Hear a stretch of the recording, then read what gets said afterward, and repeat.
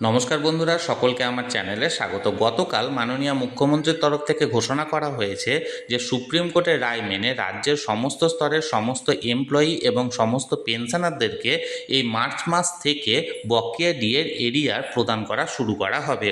এখন এই ঘোষণা করার পর থেকে সমস্ত ধরনের এমপ্লয়ি বা পেনশনারদের মধ্যে নানা রকমের কনফিউশন সৃষ্টি হয়েছে।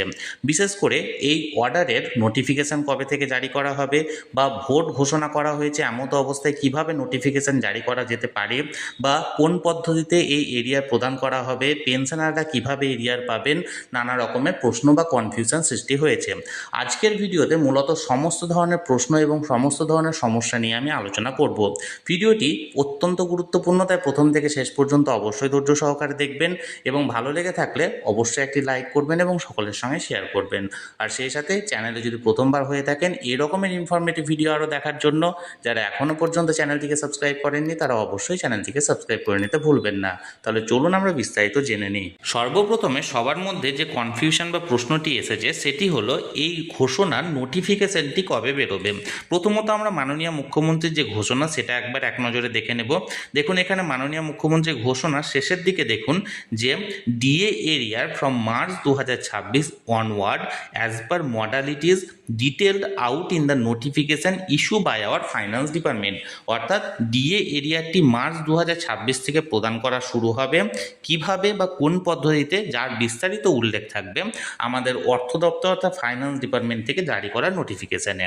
এমতো অবস্থায় নোটিফিকেশান কবে বেরোবে এই যে প্রশ্ন বা কনফিউশন যাদের মধ্যে তৈরি হয়েছে তাদের উত্তরে বলি, নোটিফিকেশান অলরেডি তৈরি করা হয়ে গেছে কিন্তু এখনও পর্যন্ত সেটা ওয়েবসাইটে আপলোড করা হয়নি। আমরা বিগত দিনে ফাইন্যান্স ডিপার্টমেন্টের অনেক রকমেরই অর্ডার আমরা দেখেছি যে অর্ডারগুলি হয়তো ওয়েবসাইটে আপলোড করা হয়েছে যেই দিন, কিন্তু তার অর্ডারটি ইস্যু করা হয়েছে তার 3 থেকে 4 দিন বা 5 দিন আগে। অর্থাৎ এমতো অবস্থা আমরা লক্ষ্য করতেই পারি যে নোটিফিকেশানটি হয়তো গতকালকেরই এখানে জারি করা হয়েছে কিন্তু ওয়েবসাইটে আপলোড করা যেতে পারে আগামী 3 থেকে 4 দিনের পরে।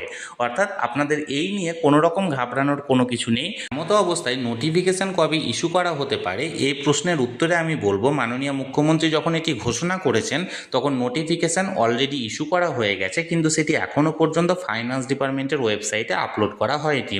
কারণ আমরা বিগত দিনে আমরা অনেকবারই লক্ষ্য করেছি ফাইন্যান্স ডিপার্টমেন্টের বহু এমন অর্ডার আছে যে অর্ডারগুলি ইস্যু করা হয় যে ডেটে কিন্তু সেটি ওয়েবসাইটে আপলোড করা হয় তার 3 থেকে 4 দিন বা অনেক ক্ষেত্রে 7 দিন পরেও। এমতো অবস্থায় এই ডিএ এরিয়ার ক্ষেত্রেও এটি লক্ষ্য করা যাবে যে নোটিফিকেশানটি অলরেডি গতকালকেই হয়তো ইস্যু করা হয়েছে বা তার আগের দিন ইস্যু করা হয়েছে কিন্তু সেটি আগামী 2 থেকে 3 দিন পরে সেটি ওয়েবসাইটে আপলোড হবে। তাই নোটিফিকেশান ইস্যু কবে হবে বা নোটিফিকেশান কবে বেরোবে বা ফাইন্যান্স ডিপার্টমেন্ট কবে এটি ওয়েবসাইটে আপলোড করবে তাই নিয়ে অযথা চিন্তিত হওয়ার কোনো দরকার নেই, কারণ নোটিফিকেশান অলরেডি ইস্যু করা হয়ে গেছে। এবার যে দ্বিতীয় প্রশ্নটি সবার মধ্যে আসছে সেটি হলো, ভোট ঘোষণা যেহেতু হয়েছে এমতো অবস্থায় কিভাবে নোটিফিকেশান জারি করা যেতে পারে বা কিভাবে এই ডিএ এরিয়া দেওয়া যেতে পারে। এখন এই প্রশ্নের উত্তরে আমি বলবো, ভোট ঘোষণা করা হলেও এই যে ডিএ এরিয়ার যেটি প্রদান করা হচ্ছে সেটি সুপ্রিম কোর্টের অর্ডারে প্রদান করা হচ্ছে।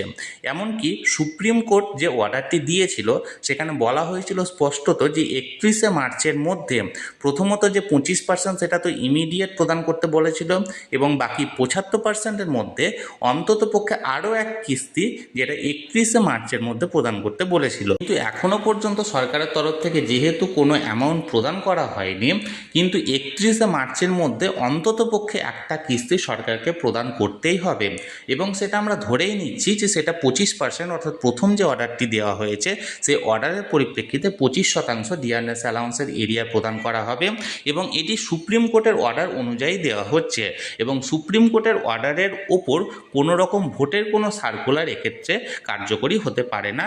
অর্থাৎ ভোট ঘোষণা হয়ে থাকলেও এক্ষেত্রে সুপ্রিম কোর্টের অর্ডারের উপর কোনো রকম কোনো প্রভাব পড়বে না।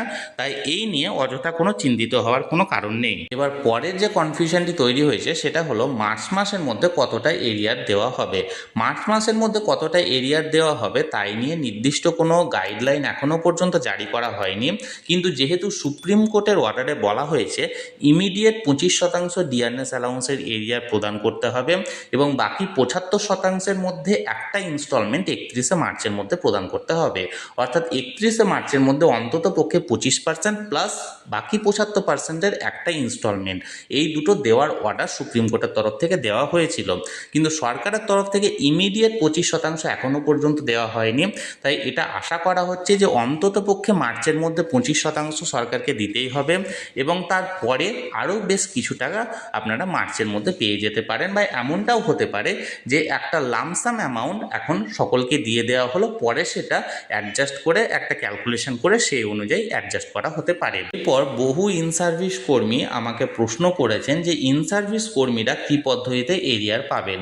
দেখুন, ইন সার্ভিস কর্মীরা কী পদ্ধতিতে এরিয়ার পাবেন সেটা এখনও পর্যন্ত গাইডলাইন জারি না হলেও বলা যাচ্ছে না, কিন্তু এর আগে স্যাট এবং তার পরবর্তী 2022 সালে হাইকোর্ট যে নির্দেশিকা দিয়েছিল সেই নির্দেশিকাতে একটা প্রভিশন রাখা হয়েছিল, সেই নির্দেশিকাতে যে ইন সার্ভিস এমপ্লয়ীদের পিএফ অ্যাকাউন্ট অর্থাৎ প্রভিডেন্ট ফান্ড অ্যাকাউন্টে তাদের এরিয়ার প্রদান করার। তাই এমতো অবস্থায় ধরা যেতেই পারে, যেহেতু রাজ্য সরকার বারবারই বলে আসে তাদের কাছে এই মুহূর্তে পর্যাপ্ত অ্যামাউন্ট নেই, তাই ইন সার্ভিস কর্মীদেরকে তারা পিএফ অ্যাকাউন্ট বা প্রভিডেন্ট ফান্ড অ্যাকাউন্টে তাদের এরিয়াটি প্রদান করবে।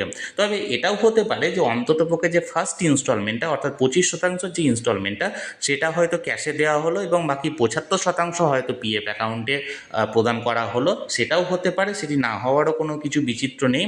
কিন্তু এখনও পর্যন্ত সেটা নিয়ে গাইডলাইন যেহেতু জারি হয়নি তাই সেটা বলা যেতে পারে না, কিন্তু এটা ধরে নিতে পারেন যে যেহেতু স্যাট এবং পরবর্তীকালে হাইকোর্ট একটা নির্দেশিকা রেখেছিল প্রভিডেন্ট ফান্ডে দেওয়ায়, তাই প্রভিডেন্ট ফান্ডেই এই 100% টাকাটি আপনারা পেতে চলেছেন। ইন সার্ভিস এমপ্লয়ীদের পাশাপাশি পেনশনারদের মধ্যে যে কনফিউশনটি তৈরি হয়েছে যে তারা কোন পদ্ধতিতে ডিএ এরিয়ার পাবেন। দেখুন, পেনশনারদের ডিএ এরিয়ার পাওয়া নিয়ে কোনো রকম কোনো কনফিউশন থাকার কথা নয়, কারণ পেনশনারদের কোনো রকম কোনো প্রভিডেন্ট ফান্ড অ্যাকাউন্ট নেই। তাই পেনশনারদেরকে যে এরিয়ার, সেই এরিয়ারটি লামসাম অ্যামাউন্ট হিসাবে তাদের যে পেনশন অ্যাকাউন্ট আছে সেই পেনশন অ্যাকাউন্টেই ক্রেডিট করতে হবে, কারণ তাদেরকে আর অন্য কোনো পদ্ধতিতে দেওয়ার কোনো রকম কোনো অপশান সরকারের কাছে নেই। তাই এটা নিয়ে কোনো কনফিউশন থাকার কোনো কথা নয়। এরপর যে প্রশ্নটি আসছে সেটি হলো, যদি কোনো এমপ্লয়ি বা তার কোনো ফ্যামিলি পেনশনার উভয়েরই মৃত্যু হয়ে থাকে তাহলে তার কি কোনো লিগ্যাল এয়ার অর্থাৎ উত্তরাধিকারীরা কি এই এরিয়ার পাবেন?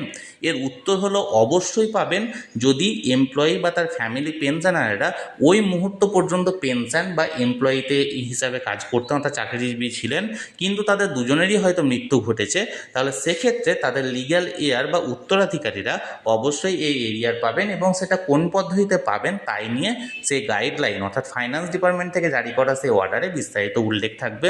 সেটা অর্ডার ইস্যু হলে আমি আপনাদের সঙ্গে বিস্তারিত সেই ব্যাপারে আলোচনা করব।